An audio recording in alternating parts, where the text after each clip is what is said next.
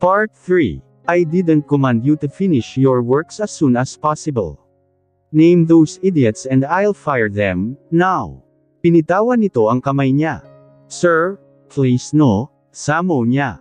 Naisip kasi niya si Adele, kawawa naman kung biglang mawala ng trabaho nang dahil sa kanya. Would you stop calling me sir? You know my name, right? Bossy nitong utos. Okay, Anya, now, tell me who the hell forcing you to finish your work immediately. Lalo siyang nataranta. Wala, ganito lang talaga ako magtrabaho. Ayaw ko na hindi natatapos kaagad ang papeles, alibay niya. Tumalim ang titig sa kanya ni Hunter. Okay, I'll observe all employees. Tinampot nito ang telepono saka nagdeal. I need a set of lunch here in my offer ASAP, sabi nito sa kausap saka ibinaba ang receiver ng telepono. Babalik na ako sa office ko, palm niya. No, you're staying here. Nag-order ako ng pagkain mo, sabi nito. Ang bigat ng mga paa niya. Napilitan na lamang siyang umupo sa silyang katapat nito. Umupo na rin si Hunter at tiningnan ang papeles na dala niya. Kalmado na ito. Hindi siya makapaniwala. Parang bomba na bigla na lang sumasabog si Hunter. Kaya pala natataranta ang mga empleyado. Maya-maya ay dumating na ang order nitong pagkain. Ang sosyal ng nakaplating na pagkain. Presentasyon palang mahal na, inilapag ng lalaki ang plato at baso ng juice sa lamesa. Pagkuwan ay umalis na ito. Tinitigan niya ang pagkain. Beef with mushroom ang ulam, may side dish na grilled asparagus at baby carrots. Mayroong maliit na hiwa ng hinog na mangga. Naiilang siya. Kailangan bang doon siya kakain? Sa office na lang ako kakain, sabi niya. No, eat that here, anito habang nakatingin sa papeles. Parang robot na sumunod naman siya. Gutom na siya kaya nilunok niya una ang kanyang hiya, iba na talaga si Hunter. Para itong hari na lahat ng gusto nito ay kailangang sundin. Ang sinop mong mag-file ng papeles. Hindi katulad ng naunang mga secretary, magulo at madalas kulang at hindi detailed, ang report agad na komento ni Hunter. Lumapad naman ang atay niya. Ganoon din madalas ang komento ng mga naunang amo niya.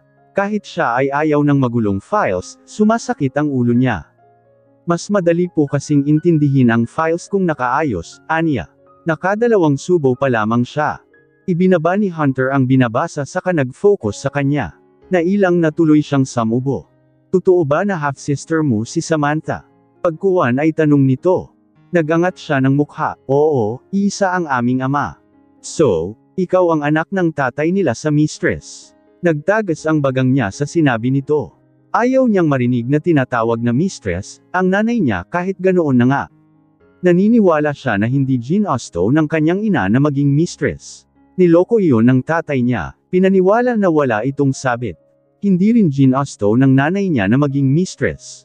Dahil pinaniwala siya na hiwalay na sa asawa ang tatay ni Dean, dahil magkahiwalay naman ng bahay. Yun pala, hindi naaprobahan ang divorce niyon sa asawa at sa huli ay nagkabalikan din. Hindi choice ni nanay maging mistress. Gusto lang niya ng lalaking magmamahal sa kanya pero niloko siya, depensa niya. Well, that's a common reason. Hindi ko naman minamasama ang nanay mo dahil kilala ko siya. She's a good mother, a caring woman, who willing to do anything to raise her daughter in a good way. Kita naman sa'yo kung paano siya magpalaki ng anak. Salamat. Ang dami nang nangyari sa aming mag-ina. Yeah, I don't have an idea why you left our family. Nag-aalangan siya kung dapat ba niyang sabihin kay Hunter, ang dahilan bakit umalis sila ng nanay niya sa bahay ng mga ito. Dahil iyon kay Lorena. Nagseselos si Lorena sa nanay niya, dahil mas gusto ni Hunter na kausap ang nanay niya. Hindi ko rin alam ang dahilan, sabi na lamang niya. Wala na akong ibang maalala maliban sa panahong kasama kita, sab. That was a moment that I felt I'm not alone, seryosong wika nito. Bumagal ang kanyang pagsubo. Hindi niya magawang makipagtitigan kay Hunter. Nanghihina kasi siya dahil sa nakagagayuman nitong titig. Mas masaya ang buhay mo ngayon at noong mga nagdaang taon. Successful ka na. Sayang. Hindi natuloy ang kasal ninyo ni Samantha Anya. I didn't feel regret. She doesn't love me, or she never loved me. She's in love to Dr. Acer Montalvo, my cousin. I won't chase her for nothing. But you still love her, giit niya. I can't feel that love towards her, Sab. Kasi may amnesia ka. Once gumaling ka na, baka hahabulin mo rin siya. No, not anymore. Magpapakasal na sila ni Acer. Mararadaman mo naman yan sa puso mo. He shook his head. I can't feel anything but hate feeling against her. Yeah, the heart can save some memories but I can't feel it. Hindi mo naman siguro pakakasalan si Samantha na walang dahilan. Siya pa raw ang dahilan bakit ka na-disgrasya dahil hinabol mo siya.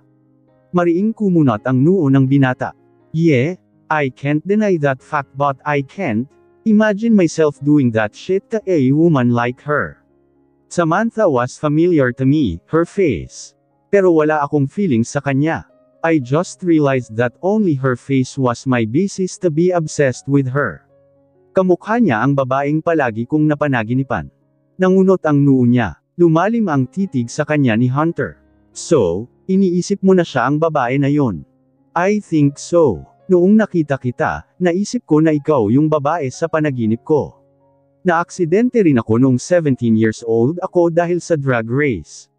Actually, hanggang doon lang, ang naaalala ko ngayon. May history na ako ng amnesia dati, a temporary amnesia. Nakalimutan ko ang ibang nakaraan. Nagulo ang isip ko pero iisang mukha ng babae ang nakikita ko. Ang babaeng iyon ang madalas akong yakapin sa tuwing inaatake ako ng depresyon, kwento nito. Kinabahan siya. Ang dami na palang nangyari kay Hunter. Pogbog na ang utak nito. Ibig sabihin, noong naaksidente ito ay nakalimutan na siya nito. At noong nagpapagaling, ibang mga tao na ang nakasalamuhan nito. Maaring namulat ka na si Samantha ang palagi mong nakikita. Siguro. Hindi ko alam pero sigurado ako na hindi ko siya mahal. Iba ang gusto ko pero siguro nga, inisip ko na siya yon. Malalaman mo rin yan kapag gumaling ka ng tuluyan. Ayaw ko nang bumalik ang alaala ko, Sab. Gusto ko itong nangyayari ngayon. Noindang siya. Para ka lang bumalik sa teenage life mo, Hunter. Yes, I want this. Ito yung panahon na masaya ako, malaya, may inspirasyon. At higit sa lahat, kilala kita. Natigilan siya. Hindi niya maintindihan kung ano ang nais nitong ipahiwatig. Gusto ba siya ni Hunter noon? Mga bata pa tayo noon, amused na sabi niya. Pero gusto kita, Sab. Kaso bata ka pa, ganoon din ako. Kaya okay na sa akin na kaibigan muna. Pero nangako ako na paglaki mo, liligawan kita. Kinilabutan siya sa sinabi nito. Mabilis na uminit. Ang mukha niya. Ganoon talaga ang mga bata, mapupusok, aniya.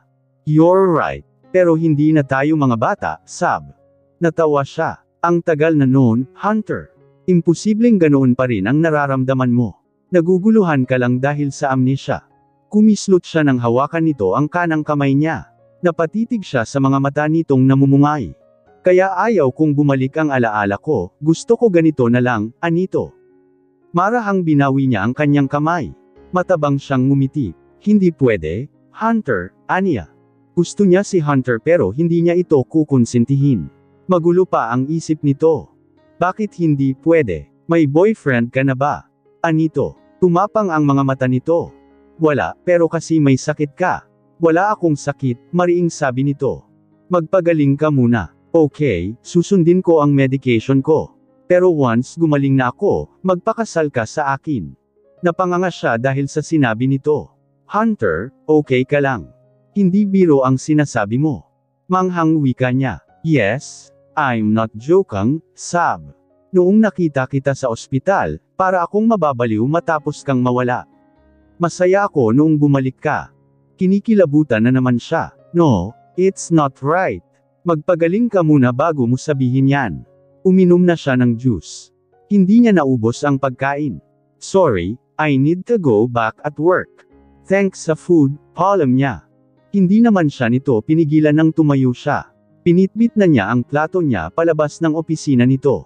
Malakas pa rin ang tibok ng puso ni Sabrina pagdating niya sa opisina niya. Nadi-distract siya ng mga sinabi ni Hunter. Hindi niya malaman kung matutuwa siya o matatakot. 4:00 pa lamang ng hapon ay nakalabas na ng opisina si Sabrina. Mabuti wala siya masyadong trabaho. Wala na siyang stock na lutuin sa bahay kaya plano niya na mag-withdraw ng pera sa ATM para makapamalengke siya. Nag-aabang na siya ng jeep sa walk-in shed na katapat ng 10-story building ng Montecillo. Nasa ika-8 palapag ang opisina niya at opisina ng CEO. Malamang wala na roon si Hunter, dahil wala na ang kotse na ginagamit ng mga Montecillo. May kalahating oras na siyang naghihintay. Mamaya ay may humantong itim na Ford Ranger. Sa tapat niya, napaisip pa siya. Nang bumukas ang bintana sa driver's side ay nagulat siya nang makita si Hunter. May suot itong sunglasses. "Hi, going home." Casual na sabi nito. Automatikong kumabog ang dibdib niya, "Hindi. Pupunta pa ako sa palengke," sagot niya. "Get in, I'll go with you." Tumahip pa ng husto ang dibdib niya. "No. Thanks. Baka makaabala na ako sa'yo," mariing tanggi niya. "Come on, sabi. We're friends, right?" Pilit nito. Lumingon-lingon pa siya sa paligid. Pagkuwan ay sumakay siya at umupo sa table ni Hunter. Kaagad itong sumibad. "Akala ko umuwi ka na," aniya nang nabunbin sila sa traffic. "Yes, tumakas lang ako." "Ano?" Marahas niya itong sinipat. Kumislot siya nang bigla nitong hinawakan ang kaliwang hita niya at pinisil. Pilyo itong ngumiti. "Gusto kitang makasama, sab." Noindang siya. "Hunter, mali ito," aniya. Marahang tinabong niya ang kamay nitong nakahawak sa hita niya. Nakataas pa naman ng bahagya ang skirt niya. Mabuti may itim siyang stocking. Pero tumagos pa rin sa balat niya ang init ng palad nito. "Walang mali, sab. We're both single. Huwag kang kabahan, wala akong gagawing masama sa'yo. Pero hindi ka pa magaling." "And so what? Gagaling din naman ako," sabi ng doktor. "Ayaw kong konsentihin ka, Hunter." "Then, hayaan mo na ako. Masaya ako, sab. Kapag pinigil mo ako, baka lalo akong mabaliw." Kumagat labi siya. Nakokonsensya siya. Hindi na lamang siya kumontra. Sinamahan pa siya nito sa bangko at nag-withdraw ng pera. Kinakabahan siya kasi sikat si Hunter. Dahil palagi itong nalalagay sa cover ng magazine at feature ng mga TV shows, nakilala na rin ito ng mga tao. At saka, sikat na politician, ang mga magulang nito kaya kakambal ng pangalan nito ang kasikatan. Mabuti may suot itong sunglasses. Naiilang si Sabrina na kasama si Hunter sa supermarket. Ito pa ang nagtutulak ng cart niya. Sa kanya namalaya na dumadampot din pala ito ng mga items saka inilalagay sa cart niya. Kinabahan siya baka biglang lamubo ang babayaran niya. Mga imported pa naman ang kinukuha nito. Pagdating nila sa meat section ay iniwan siya sandali ni Hunter. Magbabanyo raw muna ito. Namimili siya ng karne ng manok nang may sumundot sa dagiliran niya. Napapiksi siya. Tumatawa sa likuran niya si Joshua, na anak ng dati niyang amo. Engineer din ito. Naging malapit ito sa kanya, dahil ilang beses niyang nasolve ang problema nito sa mga magulang. He's a bad boy, a flirt, a womanizer. Long time no see, Sabrina. Lalo ka atang gumanda, anito. Nirapan niya ito. Siyempre hindi na ako stress sa'yo, aniya. "Oh, talaga? O baka naman nadidiligan ka na?" Inambehan niya ito ng suntok. Ang bold din ng bibig nito. "Hindi ka na nagbago, manyok ka pa rin." Tumawa pa ang Hudyo. Akmang aakbayan siya nito nang may humila rito palayo sa kanya. Nagulat siya. Nilangon niya ito. Nanlaki ang mga mata niya nang makitang pinipilipit ni Hunter ang braso ni Joshua. "Hey!" Angal ni Joshua. Tumawa pa ito. "Hunter," sabi nito. Nasorpresa siya nang makilala nito si Hunter. Pinakawalan naman ito ni Hunter saka lumapit sa kanya ang binata. Nagtatakang nakatingin sa kanila si Joshua. Lalong nagulat si Sabrina nang akbayan siya ni Hunter. "Hey! Si Sabrina yan hindi si Samantha, Hunter," amused na biro ni Joshua kay Hunter.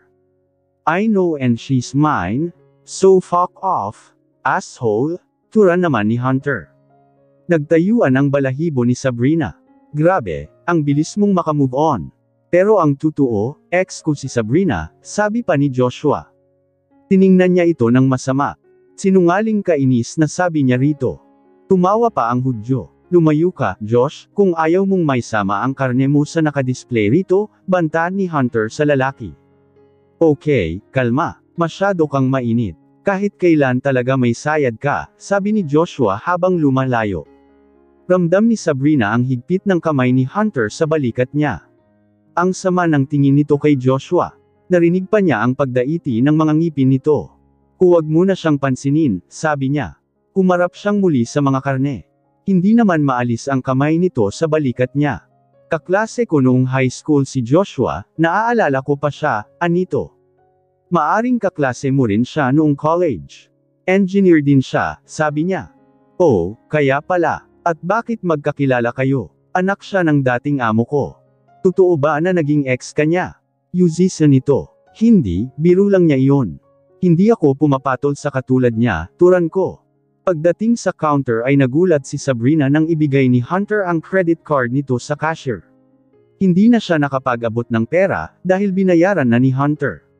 Umabot ng 8,000 ang binayaran nito. Akala niya ikukunin nito ang mga inilagay nito sa cart pero para pala sa kanya. Mga imported chocolate iyon, juices, meat, fruits, at kung ano-ano pa. Hayaan, bakit naman ganon? Walang puwang na tanong niya ng lulan na sila ng kotse nito. Please, don't ask me like that. Let me do this. Awat nito. Bumuntong hininga siya. Namangha siya, alam pa ni Hunter ang bahay niya. Naalala niya, sama-sama ito sa kanila ng nanay niya noon at minsan ay doon pa natutulog. I missed your place. Naalala ko, magkatabi tayo noon sa kama, sabi nito. Nag-init ang mukha niya. Inasar pa siya noon ni Hunter dahil nakaihi siya sa higaan. Nanaginip kasi siya noon na naiihi siya, paggising niya ay talagang napaihi na siya. Huwag mo nang ipaalala ang mga nangyari, aniya. Pero ang sarap isipin, sab. Nandiri ka pa sa akin kasi may buhok na ang ari ko, walang abog na sabi nito. Kinilabutan siya. Nahuli kasi niya noon si Hunter na walang damit sa banyo. Doon siya nagsimulang makadama ng kakaiba rito. Nagsimula siyang humanga. Tama na, naiinis na sabi niya. Sige, bumaba na tayo. Nauna na itong bumaba at hinakot ang mga pinamili niya. Si Rosalie ang nagbukas ng gate. Hindi pa umuwi ang nanay nito. Who's this girl? Tanong ni Hunter matapos guluhin ang buhok ni Rosalie.